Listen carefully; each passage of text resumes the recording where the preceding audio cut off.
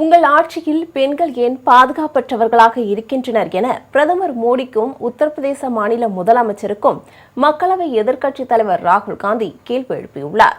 இது தொடர்பாக அவர் வெளியிட்டுள்ள எக்ஸல பதிவில், உத்தரப்பிரதேசத்தின் காசிப்பூரில் விஸ்வகர்மா சமூகத்தை சேர்ந்த இளம்பெண் பாலியல் வன்கொடுமை செய்யப்பட்டு கொடூரமான முறையில் கொலை செய்யப்பட்ட சம்பவமும், எஃப்ஐஆரை தடுக்க அந்த குடும்பத்திற்கு விடுக்கப்பட்ட மிரட்டல்களும் அதிர்ச்சி அளிப்பதாக குறிப்பிட்டுள்ளார்.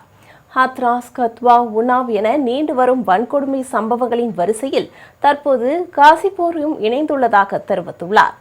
ஒவ்வொரு சம்பவத்திலும் பாதிக்கப்பட்டவர்கள் தலித், பிற்படுத்தப்பட்ட, பழங்குடியின அல்லது வறுமையில் வாடும் குடும்பங்களை சேர்ந்தவர்களாகவே இருக்கின்றனர் என்பது கவலை அளிப்பதாகவும் கூறியுள்ளார்.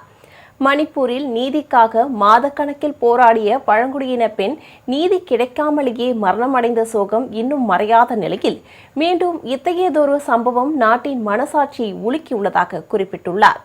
தன் மகளுக்கு எஃப்ஐஆர் பதிவு செய்யவே பெற்றோர் கையேந்தி நிற்க வேண்டிய நிலை இந்த நாட்டில் நிலவுவதாக குற்றம் சாட்டியுள்ள ராகுல் காந்தி, இத்தகைய அரசாங்கம் ஆட்சியில் இருக்க எந்த தார்மீக உரிமையும் இல்லை என்று கடுமையாக விமர்சித்துள்ளார். குற்றமிழைத்த காவல்துறை அதிகாரிகள் மீது நடவடிக்கை எடுக்கப்பட வேண்டும் என்றும், குடும்பத்திற்கு பாதுகாப்பு அளிக்கப்பட வேண்டும் என்றும் வலியுறுத்தியுள்ளார். நீதிக்காக காத்திருக்க மாட்டோம், அதற்காக போராடுவோம், வலியுறுத்தி கேட்போம் என்றும் தெரிவித்துள்ளார்.